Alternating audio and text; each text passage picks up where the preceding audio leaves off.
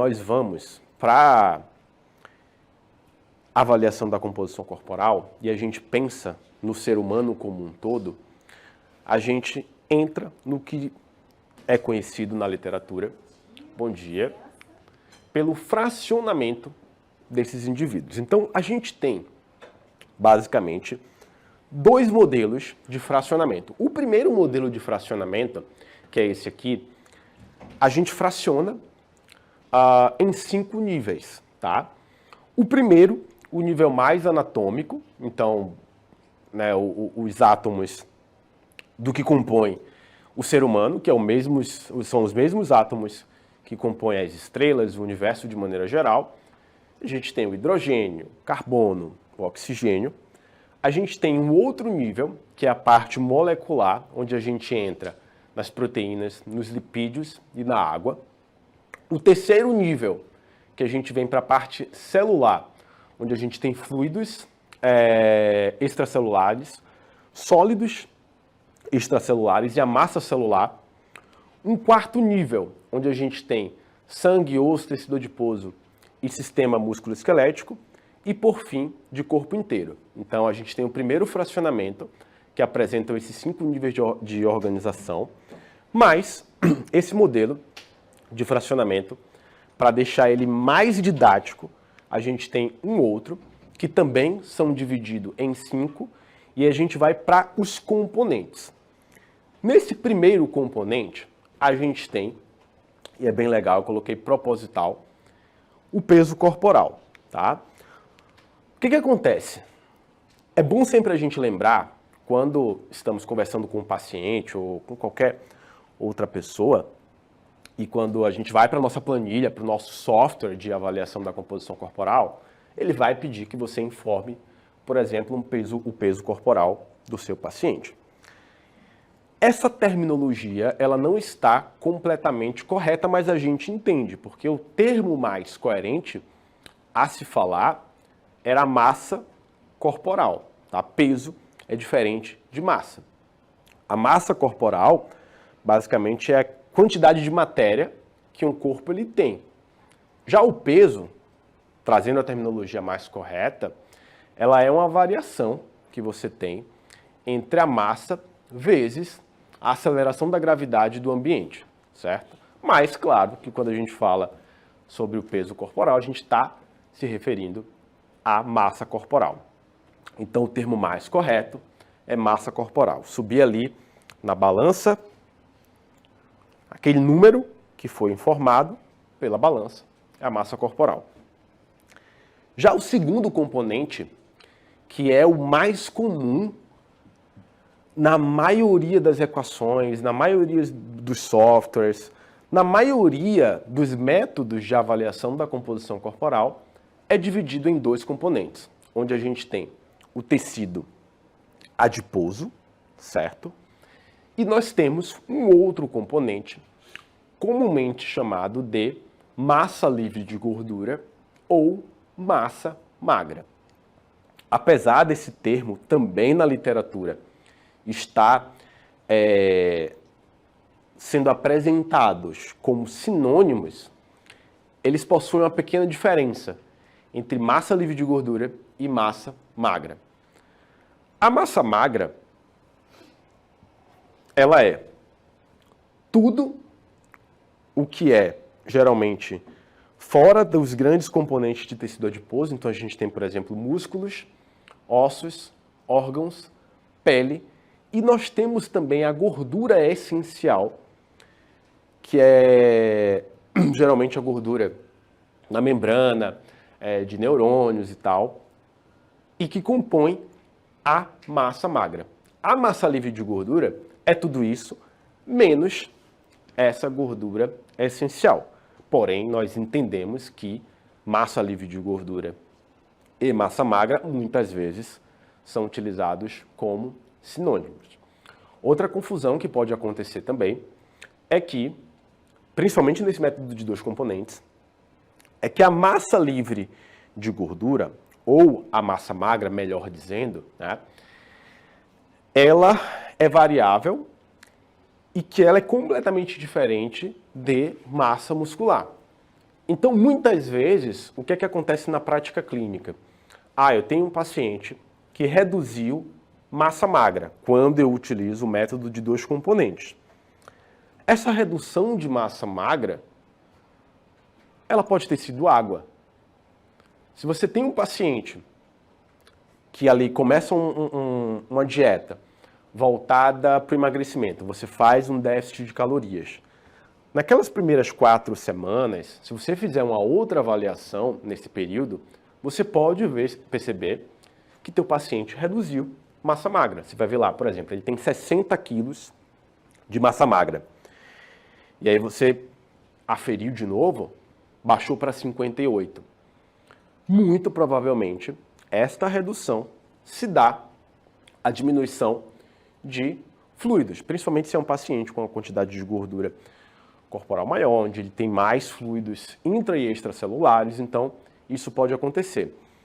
Uma outra situação, uma outra confusão que pode ocorrer também são com algumas variações ou hormonais ou nutricionais.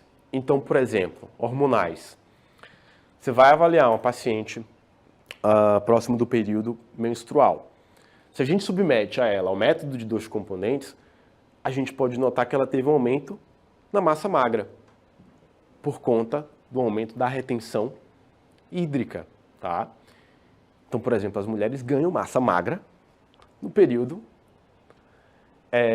pré-menstrual, que é diferente de músculos. Por isso que depois eu vou mostrar para vocês como que a gente pode avaliar e calcular de fato a massa muscular. E vou disponibilizar a planilha também que a gente pode fazer isso. Outras intervenções. Eu tenho um paciente que está fazendo uma dieta mais rica em carboidrato. De repente ele é um competidor e precisa botar esse carboidrato lá em cima. Você vai fazer uma avaliação, tu vai perceber aí uma concentração maior de massa magra que corresponde a um maior preenchimento de glicogênio atraído de água, porque para a gente sintetizar glicogênio a gente precisa de água também.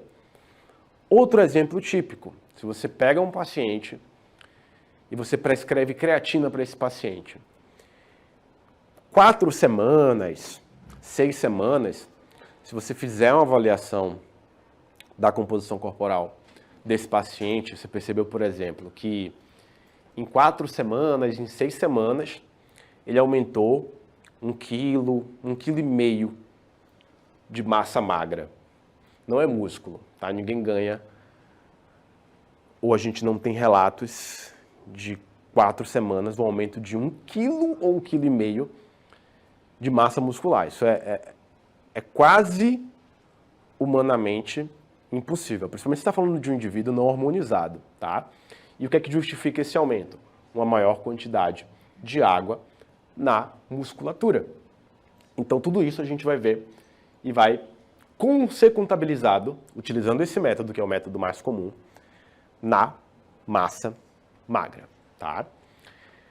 É muito difícil, eu vejo isso na prática clínica, eu vejo isso nos estudos, até a gente tem estudos mais radicais, né, mais agressivos no sentido de déficit de energia, e é muito difícil que um indivíduo ele tenha uma perda significativa de massa muscular esquelética, principalmente quando ele está engajado em algum programa de treinamento de força, certo? Então, quando você observa aquela redução na massa magra, claro, ele pode ter uma perda de músculo? Pode, mas é uma perda mínima. Normalmente, isso vai estar mais relacionado à perda de glicogênio, se ele está com a dieta com menos carboidrato, e a perda de água também, já que os órgãos são mais difíceis, né, de sofrerem alguma alteração significativa a ponto de causar uma alteração no método de 2 componentes, e obviamente que a massa mineral óssea também, tá?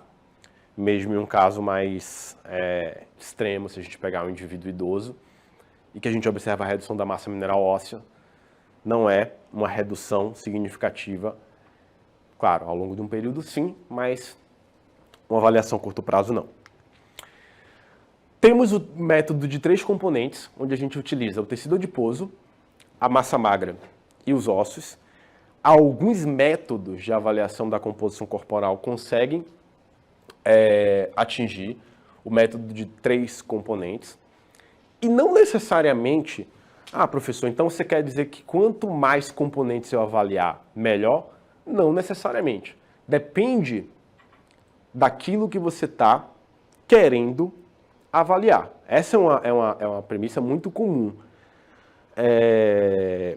E até entendível, porque existe uma lógica, mas não necessariamente isso vai representar uma maestria em relação ao método, por exemplo, que utiliza 4 ou 3 ou 5 componentes. Depende daquilo que você vai avaliar, tá? Por exemplo, o DEXA, né, a densiometria de dupla emissão de raio-x. A gente consegue avaliar o tecido adiposo, a massa mineral óssea e a massa magra.